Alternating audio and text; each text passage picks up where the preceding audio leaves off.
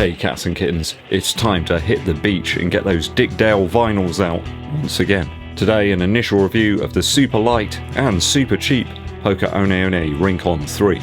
Surfs up.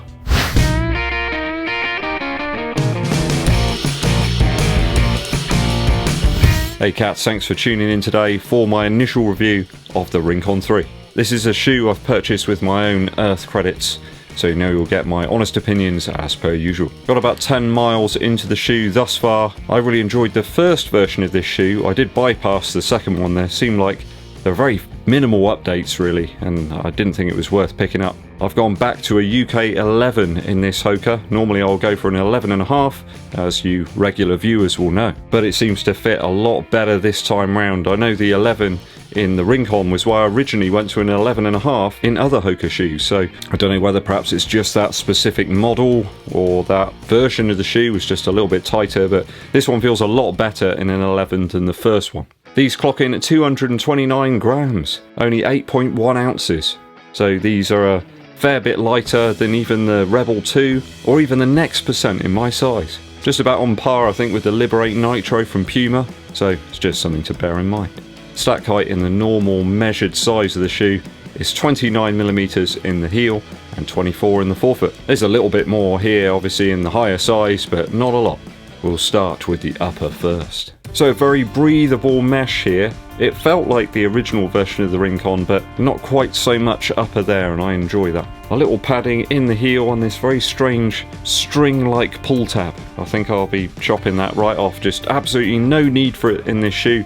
You can slide your foot in very easily without it. Simple design to the shoe with some striking overlays, but I wouldn't say it's nondescript in any sort of way. I am enjoying the slightly thinner tongue, which is very reminiscent of the Next Percent. It creeps up around the ankle with a small cutout around the central area. There's a little extra thickness in the tongue around the area where the laces will be tied, and then it's perforated lower down for extra ventilation. As I mentioned earlier, fit is a little wider to me than the Mach 4. Does feel a touch longer than the V1, although I did find that the V1 curved up a little bit after a few miles, and that changed the perceived length somewhat. Reasonable lace length this time as well, HOKA. So I don't know whether you've got like a set of laces you use for specific sizes, but for the 11 actually these seem to work very well. Everything in an 11.5 that I've tried has been far too long. So maybe they changed the lace lengths between the 11 and the 11.5, I don't know, but pretty spot on actually in the 11. Might seem like small potatoes to some people, but lace length is important. You don't want a load of extra stuff flapping around there. And of course, on the other hand, you don't want too little so that you can't tie a double bow either. So yeah, it does seem like 11s in HOKAs are a little more on the snug side for me, and 11.5 is just voluminous. I just can't catch a break really with these. I'm having to wear slightly thinner socks I suppose than I would want to. I couldn't wear a very thick sock with this shoe, it'd probably just be a little bit too snug. Very similar in fact to some of the New Balance models. Some of the race models are really snug. Fortunately this time when I lace the shoe up and begin to cinch those laces together, the sides don't seem to meet in the middle. On the 11 they're absolutely perfect here. Maybe the lasts they use are just slightly different between the two sizes. Simple design, reasonable heel padding, no need for the pull tab. I think if you untie your shoes and then retie them when you want to put the shoe back on, it's completely unnecessary. Easygoing, simple upper design here, very little to dislike. I like the fact they haven't bothered with that over-exaggerated heel flare. A nice minimal design without being over the top. Just minimise the areas they need to.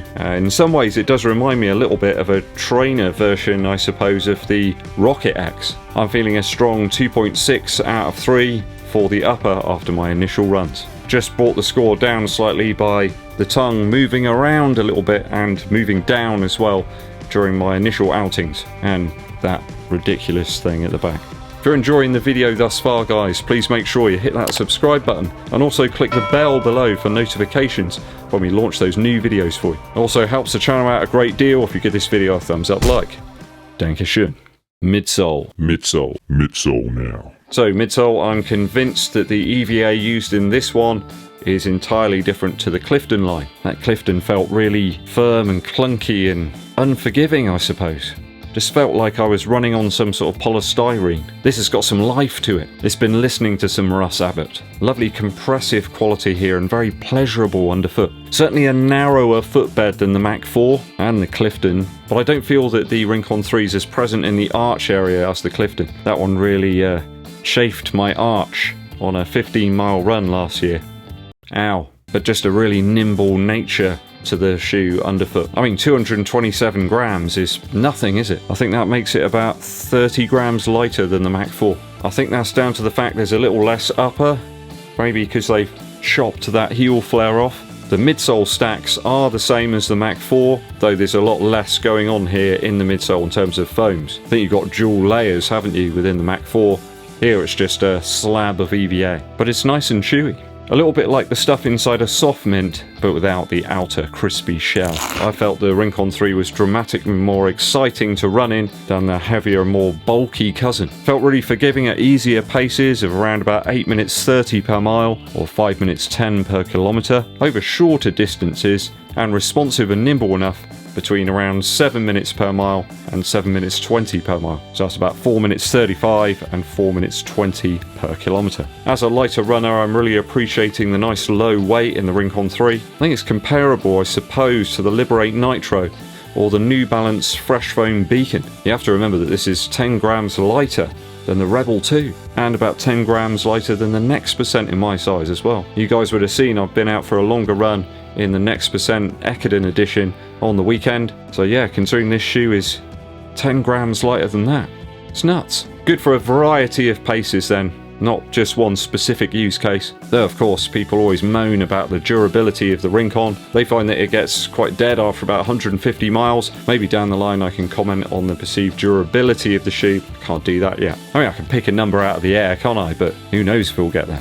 My originals felt perfectly good up to about 100 miles. It probably could have gone on further in them. I never seem to get an awful lot of foam compression on my shoes anyway. Maybe because I'm a lighter guy, who knows. As such, if you're a heavier set runner, or perhaps somebody with a very vicious, aggressive foot strike, the Rincon might not last quite as long as it does for me. Might lose its pop a little bit quicker, but as I say, it's hard to put a number on that attribute, isn't it? Very enjoyable so far, and there's not an awful lot that I don't like about this shoe in terms of the midsole. Will that early feeling stay, or will it disappear over the miles? We shall see. I'm going to give it a strong 2.7 out of 3 for the midsole after my initial runs. Outsole now. So we've got some rubber here focused in the mid to forefoot area, and then a small section here in the rear of the shoe. The rest is exposed EVA. Even after close to 10 miles in the shoe, you can see there's already starting to be some aesthetic wear on that EVA, which is pretty much what we saw on the original version of the shoe. Some compression there to the very squashy marshmallow-like protrusions on the bottom of the shoe, so we can probably say the Rincon's not going to last 1,000 miles, maybe not even 500, who knows. But its secret weapon underneath is certainly that great grip and grab to the surface. Great traction offered up by the rubber so far on my local routes. There's very few areas here on the outsole where grit or grime can get embedded, though there are a few very small kind of holes and things here that might start to take in some small stones. They can really build up over time. It can be a bit of a pain, so I will get back to you on that one. I only saw a little bit of wear after 100 miles on the outsole of both the Clifton 7 and also the original Rincon. I don't see the Rincon 3 being all that different. I haven't heard that they've drastically changed the rubber compound or anything like that. I think the outsole for some people on a running shoe should really be an outsole. They expect there to be full length rubber. That's not what you're going to get here. So if that is something that bothers you, I don't think the Rincon's the shoe for you. As such, I can see the outsole of the Rincon being perhaps the weak point of this one. The outsole on a running shoe for some runners should really be an outsole rather than some sort of exposed midsole material. And they may run the other way, no pun intended. Knowing what I know from the previous version of the shoe, I'm going to give this a 2.2 for outsole after my initial runs. Time to talk value now. So, 150 Earth credits UK for this shoe. Certainly makes it a value offering. I mean, for only £5 more though, I suppose you can pick up the Adios 6. That's going to be a hard to beat shoe this year. Though this one has a big weight advantage over the Adidas model. But big plus point, 105 Earth credits is a reasonable price for a good quality running shoe. Lovely nimble nature and versatile use case as well. I think the midsole could help you handle a wide variety of paces. It's only really the longevity of the shoe that gives me any major concerns. I think lighter runners will get more out of the shoe than perhaps if you're a more heavier set runner, and for a longer period too. I just think the EVA is something that Hoka sooner or later are going to have to move away from. All the competitors are using other stuff, or at least different blends of materials, and I think that Hoka will probably have to do that at some point. I think if models like the Pegasus 38 or the Nova Blast just don't work for you, perhaps React isn't your bag, perhaps the Flight Foam Blast is just too squashy and compressive, and if they're just too heavy on foot for you, the Rincon 3 could be a good bet. I think it's a good 90 grams lighter than the Nova Blast 2, and about 115 grams lighter than the Pegasus 38. That's a lot. That's like half the weight of this shoe. I think for value, I'm going to give this a strong 2.5 out of 3 after my initial runs. So if I've added the scores up correctly, that should give us a 10 out of 12 after my initial runs for the Hoka One One Rincon 3.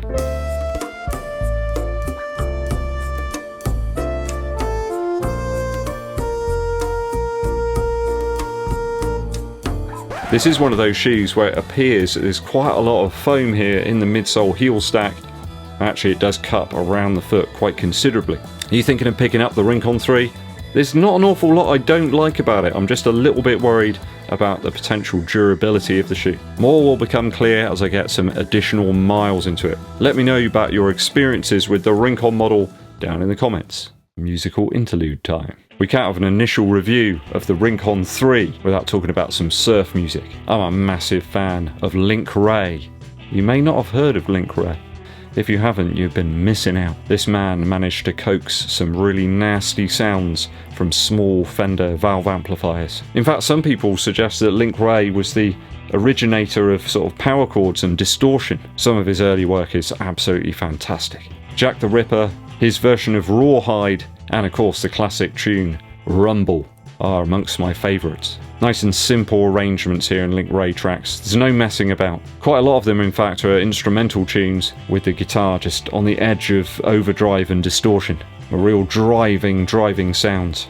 I think because they didn't have so many instruments to worry about, they could mic up what they had really well, and all of it's quite clear. Really good running music I find as well. The paces are just about right for that. In fact, I found that to be a bit of a problem running in the Rincon. I went out to run some easier miles and that just didn't happen thanks to Link Ray. I think at some point Link Ray material was actually banned on some radio stations. I think they thought that people would become too aggressive by listening to his music. It sounds absolutely balmy now, but apparently that was a thing. I think it was Rumble, in fact, was banned because they thought it was going to make youths sort of fight and, yeah, just generally cause trouble and havoc. Make sure you listen to Link Ray responsibly if you are going to check it out. Thanks for sticking with me to the very end of today's video, guys. It's very much appreciated. If you haven't done so already, please hit that subscribe button and also click the bell below for notifications when we launch those new videos for you. And it really does help the channel out if you give this video a thumbs up like and share this video with your running buddies. My name's EDDBUD and I'll be seeing you